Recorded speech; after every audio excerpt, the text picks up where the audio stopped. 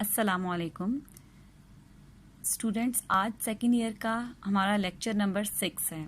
तो अब आप लेक्चर नंबर 6 में हम लोगों ने मेन एक्सरसाइज 1.1 के क्वेश्चंस जो हैं, एक्सरसाइज के क्वेश्चंस को सॉल्व करना है। क्वेश्चन नंबर कौन कौन से क्वेश्चंस हमने करने हैं? Question number 3, question number 5, question number 6, question number 7 और क्वेश्चन नंबर 8। ठीक है, सबसे पहले हम देख लेते हैं क्वेश्चन नंबर 3। तो सबसे पहले हम बुक देख लेते हैं कि बुक पे क्वेश्चन नंबर 3 आपको कहाँ पे दिया हुआ है। ये आप देख सकते हैं, क्वेश्चन नंबर 3 आपको दिया हुआ है, express the following the perimeter P of a square as a function of its area A। ठीक है, ये जो आपको क्वेश्चन नंबर 3 दिया हुआ है, इसमें आपको हर पार्ट में एक फंक्शन फॉर्म करने के लिए कहा हुआ है। ठीक है, तो अब आप लोगों ने इसी तरह नेक्स्ट आपका बी पार्ट भी है और सी पार्ट भी दिया हुआ है। पहले हम लोग इसका ए पार्ट करेंगे। ठीक है गर्ल्स, इसके लिए आप ये देख लें कि फंक्शन के लिए आपने दो तरह की टर्म्स पढ़ी थी, इंडिपेंडेंट वेरिएबल और डिपेंडेंट वेरिएबल। तो जब भी हमें कोई भी पार्ट दिया हुआ होगा, जैसे अभी हम पार्ट ए कर रहे हैं, हम उसमें ये देख लेंगे कि इसमें हमारे पास डिपेंडेंट वेरिएबल कौन सा होना चाहिए और इनडिपेंडेंट वेरिएबल जो है वो कौन सा होना चाहिए। तो गर्ल्स, अब हम इसकी सोल्यूशन की तरफ आते हैं। सोल्यूशन आप देखें कि आपको कहा हुआ है perimeter of P of a square. Square जो है वो इस टाइप की फिगर होती है जिसकी ऑल साइड्स जो हैं वो इक्वल इन लेंथ होती हैं और एक दूसरे के साथ 90 डिग्री का एंगल जो है वो बना रही होती हैं। ठीक है, तो आप इससे बहुत फेमिलियर हैं स्क्वायर से। अब ये लेट सपोज हमारे पास एक स्क्वायर है और अब नेक्स्ट हमारे पास ये आता है, हमने ये सपोज कर लिया कि इस स्क्वायर की हर साइड की लेंथ जो है वो x के इक्वल है, यानी इस साइड की लेंथ भी x के इक्वल है, इस साइड की लेंथ भी x के इक्वल है, इस साइड की लेंथ भी x के इक्वल है और इस साइड की लेंथ भी x के इक्वल है। ठीक है गर्ल्स, अब आपने ये कर लेना है कि पेरीमीटर, सबसे पहले देखना है कि पेरीमीटर किसको कहते हैं। पेरीमीटर ऑफ स्क्वायर, पेरीमीटर असल में किसी भी फिगर का अगर आपने फाइंड आउट करना हो तो आप उसकी सारी साइड्स की लेंथ लेके उसको ऐड कर लेते हैं। तो अगर हमने स्क्वायर का पेरीमीटर फाइंड आउट करना है तो इसकी 4 साइड्स हैं और हर साइड की लेंथ x है, x plus x plus x plus x, यानी पेरीमीटर आपके पास बन गया 4x।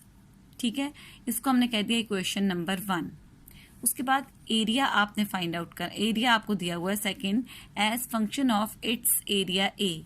तो एरिया का फॉर्मूला हमारे पास होता है लेंथ मल्टीप्लाई बाय विड्थ।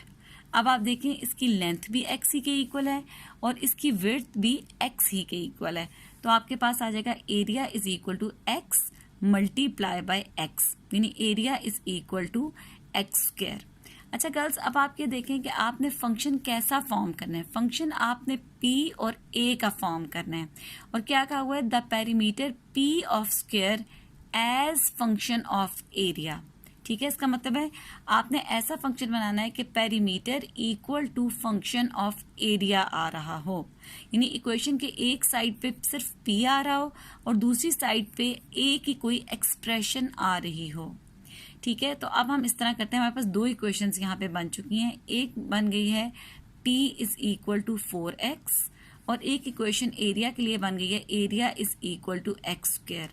हमें इक्वेशन बनानी है P और A में और यहाँ पे एक थर्ड वेरिएबल इन्वॉल्व हो रहा है x। की इक्वेशन 1 में भी आ रहा है और ये इक्वेशन नंबर 2 में भी आ रहा है। तो हम यहाँ से x को एलिमिनेट कर देंगे। x को एलिमिनेट करने के लिए हम ये करेंगे कि फ्रॉम इक्वेशन 2 हम लिख सकते हैं x is equal to under root of a, यानी अगर हम दोनों साइड पे अंडर रूट ले लें तो x स्क्वायर का स्क्वायर खत्म हो जाएगा, यहाँ पे आ जाएगा x is equal to under root of 2। ठीक है, अब हम ये x की जो वैल्यू है ये हम इक्वेशन नंबर 1 में पुट कर देते हैं। जब हम इक्वेशन नंबर 1 में x की वैल्यू पुट करेंगे तो आपके पास आ जाएगा p is equal to 4 under root of x। ठीक है, तो ये आपके पास आ गया। एक साइड पे आप देखें इक्वेशन में p आ रहा है और दूसरी साइड पे a की एक एक्सप्रेशन आ रही है, यानी 4 अंडर रूट ऑफ a। इसका मतलब है कि so p is expressed as function of area. इसका मतलब है P को हमने as a function of area लिख लिया। ठीक है गर्ल्स, यहाँ तक क्लियर है। अच्छा गर्ल्स, अब हम आगे चलते हैं। जो इसका बी पार्ट है क्वेश्चन नंबर 3 का, उसमें कहा हुआ है area of circle as function of its circumference. अब यहाँ पे एरिया की बात हो रही है, लेकिन एरिया ऑफ सर्कल, तो एरिया ऑफ सर्कल का अगर आप लोगों को याद हो, हमने ये दोनों फॉर्मूले पढ़े थे, एरिया ऑफ सर्कल भी और सर्कमफेरेंस भी। एरिया ऑफ सर्कल के लिए आपने इक्वेशन पढ़ी हुई थी पाई आर स्क्वायर, और एरिया और सर्कमफेरेंस आप निकालते थे 4 पाई आर।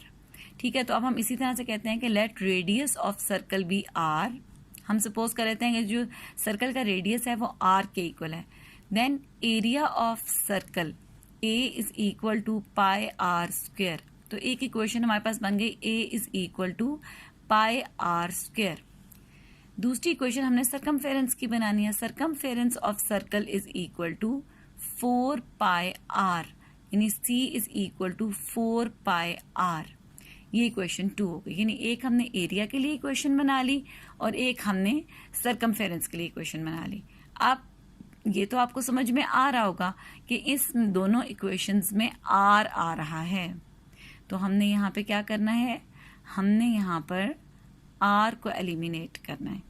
अब हमने इक्वेशन किस तरह की बनानी है ये देखने के लिए हमें फिर क्वेश्चन देखना पड़ेगा।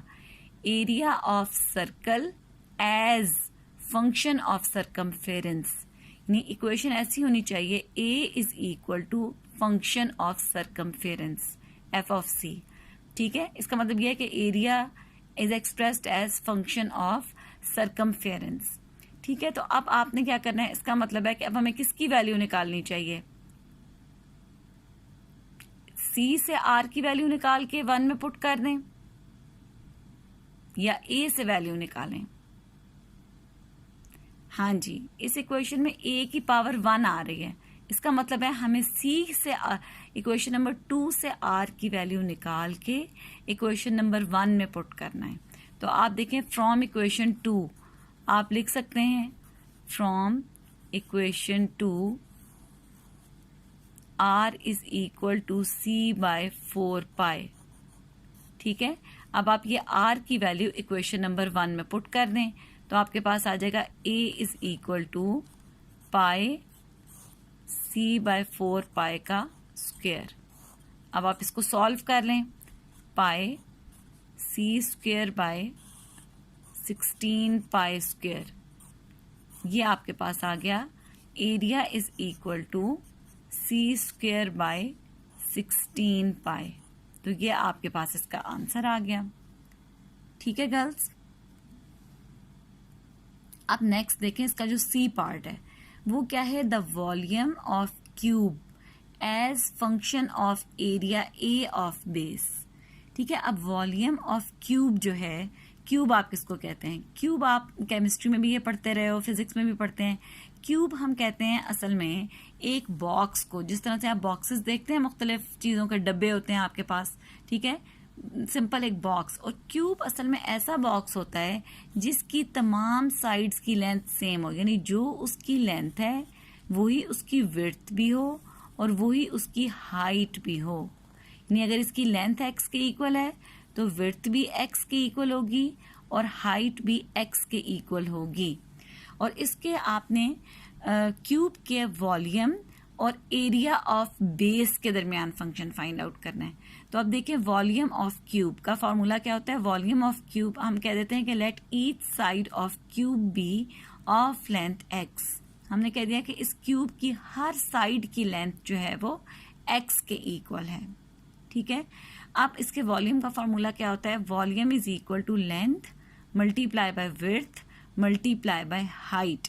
इसकी लेंथ भी x है, विड्थ भी x है और हाइट भी x के इक्वल है, तो आपके पास आ जाएगा v is equal to x cube. ये हमने इक्वेशन नंबर 1 बना ली। अब इक्वेशन 2 में क्या कहा हुआ है, as function of area of its base, यानी कि जो डब्बा है इसकी जो बेस आपके पास आ रही है, सिर्फ इस बेस का जो एरिया है वो यहाँ पे उसकी बात की गई है, एरिया ऑफ इट्स बेस। तो आप देखें, कोई भी अगर आप डब्बा लेते हो और जब वो क्यूब है यानी उसकी तमाम साइड्स की लेंथ एक जैसी है, तो अगर आप उस डब्बे की बेस देखोगे तो वो एक स्क्वायर ही होगा। ठीक है, इसी तरह से आपके पास बेस होगी। ठीक है। तो अगर ये हमारे पास एक स्क्वायर है और आपने स्क्वायर का एरिया निकालना है, तो स्क्वायर का एरिया भी आपके पास होगा लेंथ मल्टीप्लाई बाय विड्थ।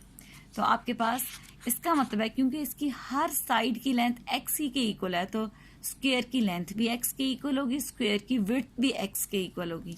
तो अगर हम इसका एरिया निकालते हैं तो आपके पास आ जाएगा, एरिया का फॉर्मूला है लेंथ मल्टीप्लाई बाय विड्थ, आपके पास आ जाएगा x मल्टीप्लाई बाय x, यानी area is equal to x square.